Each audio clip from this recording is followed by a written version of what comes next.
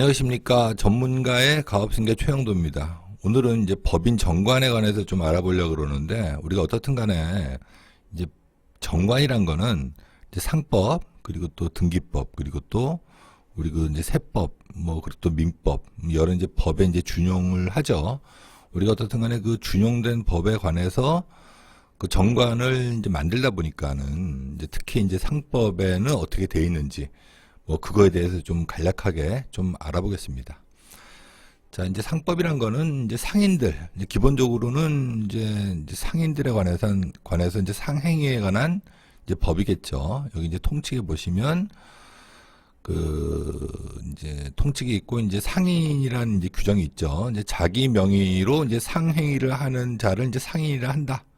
상업 사용인, 이제 상인은 지배인을 선임하고 이제 본점 또는 지점에서 영업을 할 수 있다. 이렇게 나와 있고, 4장에 보면 이제 상호라고 나와 있죠. 이제 상인은 그 성명, 기타의 명칭으로 이제 상호를 할 수 있다. 그러니까 이제 이건 무슨 얘기냐면, 주식회사 같은 경우는 그 회사 이름을 이제 만들어야 되겠죠. 그래서 회사의 상호에는 그 종류에 따라서 한명, 합자, 유한 책임회사, 주식회사 또는 이제 유한회사로 이렇게 정할 수 있다는 겁니다. 자, 그리고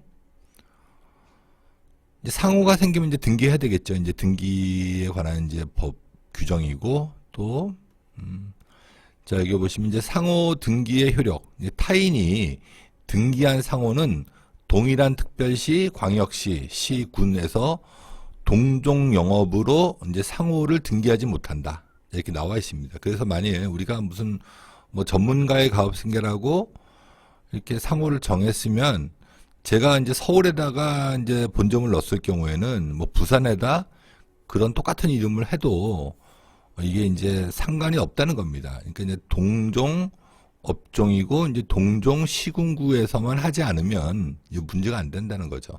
자, 그런데 여기 보시면 그 주체를 오인시킬 이제 상호의 사용 금지, 누구든지 부정한 목적으로 타인의 영업으로 오인할 수 있는 상호를 사용하지 못한다. 자, 이게 무슨 얘기냐면,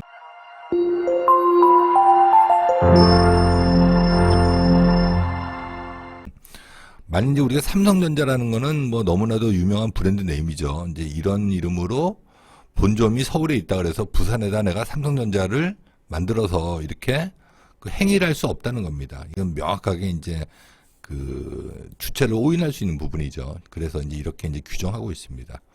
그렇지만 그 이름이 아주 별로 알려지지 않은 이름일 경우에는 문제가 없다는 거죠. 그래서 삼성전자도 옛날에는 그 삼성이라는 이름이 삼성 출판사나 삼성제약이 삼성전자의 이제 그룹은 아니지 않습니까? 이제 그러다 보니까 옛날에는 이제 그렇게 이제 냈던 분들, 이제 그런 분들은 아주 오래전에 냈던 분들이죠. 그렇지만 지금 그런 삼성 출판사나 삼성제약이 삼성전자의 같은 계열사가 아니라는 것들은 다들 알고 계시죠. 그래서 지금은 그런 오인될 수 있는 이제 상호를 낼 수는 없다는 겁니다. 이제 주식회사에 대해서 좀 알아보겠습니다. 이제 상법 388조에 보시면 주식회사에 관해서 이렇게 규정하고 있습니다. 그래서 그 주식회사를 설립함에 는 이제 발기인이 이제 정관을 작성해야 된다. 이렇게 나와 있죠. 그래서 우리 주식회사는 정관이 있어야 되겠죠. 자, 그래서 389조에 보면은 절대적으로 기재될 사항들이 이렇게 나와 있습니다. 우리 회사의 이제 목적과 상호, 그리고 이제 회사에 발행할 주식의 총수, 액면 주식을 발행하는 경우 한 주의 금액, 그리고 회사의 설립 시에 이제 설립하는 주식의 총수, 그리고 본점 소재지, 회사가 이제 공고를 하는 방법, 그리고 발기인의 성명과 이제 주민번호 및 이제 주소, 이렇게 8가지를 이제 기재하게끔 돼 있습니다. 331조에 보면 이제 주주의 책임은 그가 가진 그 주식의 인수가액을 한도로 한다. 자, 이렇게 나와 있죠. 그래서 우리가 만일 삼성전자의 주식을 갖고 있다 그래도 내가 갖고 있는 그 금액만 책임을 지면 되는 거지. 나중에 이제 삼성전자가 이제 부도나서 채무가 발생됐다 이제 그랬을 경우에도 그거에 대해서 책임을 지지는 않고 내가 투자한 금액, 내가 산 주식의 금액만 이제 책임을 진다는 얘기입니다. 주식회사는 당연한 얘기죠. 상법 340조 2항에 보면 이제 주식 매수 선택권이라고 있습니다. 이거는 이제 회사는 정관으로 정하는 바에 따라 이제 정관에 이걸 정하면 되는 거죠. 이제 주주총회의 결의로 이제 회사의 설립, 경영 및 기술 혁신 등에 기여하거나 또 기여할 수 있는 회사의 이사, 집행임원, 감사 또는 피용자에게 미리 정한 금액. 그러니까 이제 그 뭐 싼 금액으로 그 가액을 정해놓고 그로 인해서 그 주식을 이제 인수하거나 자기의 주식을 매수할 수 있는 권리를 부여할 수 있다. 다만 주식 매수 선택권의 이제 행사 가격이 주식의 실질 가액보다 낮은 경우에는 회사는 그 차액을 금전으로 지급하거나 그 차액에 상당하는 자기의 주식을 양도할 수 있다. 자, 이 경우 주식의 실질 가액은 주식 매수 선택권의 행사일을 기준으로 평가한다. 이렇게 나와 있죠. 그래서 우리가 그 스탁옵션이나 만일 우리 회사의 직원이나 임원이 우리 그 회사에 많이 기여했다. 그랬을 경우에 이 규정을 가지고 그 적절히 이용해서 우리 그 보상, 그 임원이나 이제 직원한테 이제 보상을 해줄 수 있는 거죠. 그래서 이런 부분들은 정관에 넣어 놓으시면 이제 좋겠죠. 자, 그리고 이제 341조에 보면 이제 자기 주식 취득에 대해서 이렇게 나와 있습니다. 회사는 그 다음의 방법에 따라서 자기의 명의와 계산으로 자기의 주식을 취득할 수 있다. 그러니까 이제 우리 회사는 우리 회사의 주식을 이제 취득할 수 있다는 거죠. 이게 이제 상법에 나와 있는 거죠. 그리고 또 그 취득가액의 총액은 직전 결산기의 재무제표상의 순자산가액에서 뭘 빼고 초과하지 못한다 이런 얘기인데 이거 구체적으로 들어가시면 좀 복잡하니까 일단 어떻든 간에 이제 자기 주식을 취득할 수 있다는 이런 규정이 있는 겁니다. 그래서 이걸 좀 활용해서 적절하게 그 이익을 좀 이렇게 찾아오면 좋겠죠. 자, 그리고 341조 2항에 보면 이제 특정 목적에 의한 자기주식 취득 이렇게 또 나와 있습니다. 그래서 다음 각호의 어느 하나에 해당하는 경우에는 자기 주식을 이제 취득할 수 있다. 그래서 회사의 합병 또는 다른 회사의 영업 전부의 양수도로 인한 경우 또 회사의 권리를 실행함에 있어 그 목적을 달성하기 위하여 필요한 경우 그리고 또 단주 처리를 이렇게 이제 주식이 딱 떨어지지 않을 경우 이럴 경우에도 할 수 있고 또 주주가 그 주식 매수 청구권을 행사할 경우 네 번째가 상당히 중요할 것 같은데 이제 우리 주주가 이 주식을 매수해 달라 이렇게 청구를 할 경우에 그 자기 주식을 이제 취득할 수 있다는 겁니다. 그래서 이제 우리가 이런 걸 가지고 이 법에 근거해서 이게 활용을 하겠죠. 344조에 보시면 주식의 종류라고 나와 있습니다. 회사는 이익의 배당, 자녀 재산의 분배, 주주총회에서 의결의 행사, 상환, 전환에 따른 그 다른 종류의 주식을 발행할 수 있다. 그래서 이걸 이제 종류 주식이라고 그럽니다. 일반 주식 말고 이제 배당 우선주, 상환 우선주, 또 전환 우선주 이런 것도 이제 발행해서 적절하게 우리 회사 이제 경영이 도움이 되게끔 이제 활용하면 되겠죠. 자, 이것도 중요하죠. 352조 보면 이제 주주 명부의 기재사항, 주식을 발행할 때에는 주주 명부에 다음 이것들을 기재해야 된다. 주주의 성명과 주소, 그리고 각 주주가 가진 주식의 종류와 그 수, 그리고 또 각 주식의 이제 취득 연원일을 이제 기재해야 되는 겁니다.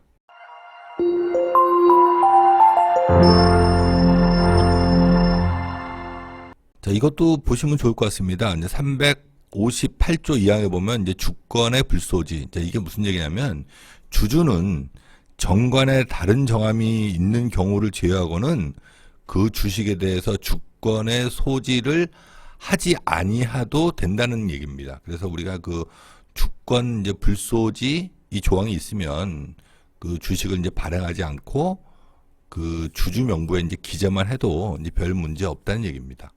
자, 그리고 이제 361조에 보면 이제 주주총회 관해서 이렇게 나와 있죠. 주주총회는 이제 본법 또는 이제 정관에 정하는 사항의 하나에 이제 결의할 수 있다 이렇게 나와 있죠. 그래서 그 총회의 소집은 본법의 근거 규정에 있는 경우 이외에는 이제 이사회가 이를 결정할 수 있다.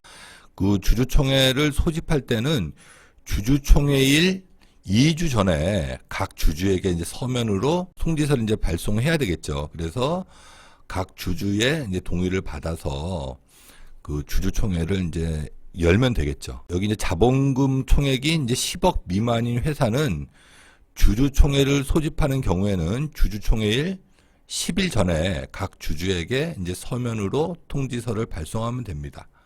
자, 그리고 또 각 주주의 총액이 10억 미만인 회사는 주주 전원의 동의가 있는 경우에는 소집 절차 없이 이제 주주총회를 개최할 수 있고 그 서면에 의한 결의로 이제 주주총회의 결의를 가름할 수 있다. 그래서 우리가 그 주주 전원의 이제 동의서가 있으면 그 소집 통지서를 안 보내고 주주총회를 이제 개최하면 되겠죠.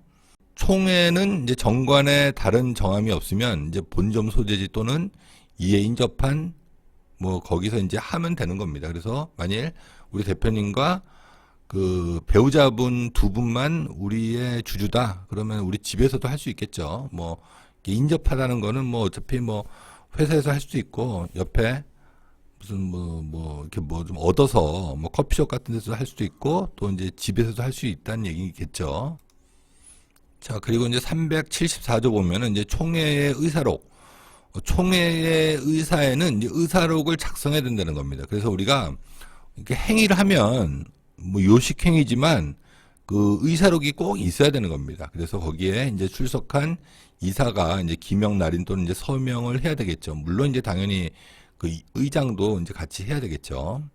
자, 그리고 이제 이사와 이사회, 이제 382조에 보면 이사는 이제 주주총회에서 선임하죠. 그래서 그 뭐 대부분 가족회사 같은 경우는 주주면서 이제 대표이사긴 하지만 어떻든 간에 이제 주주총회에서 그 이사를 이제 선임하고 뭐 해임할 수 있겠죠.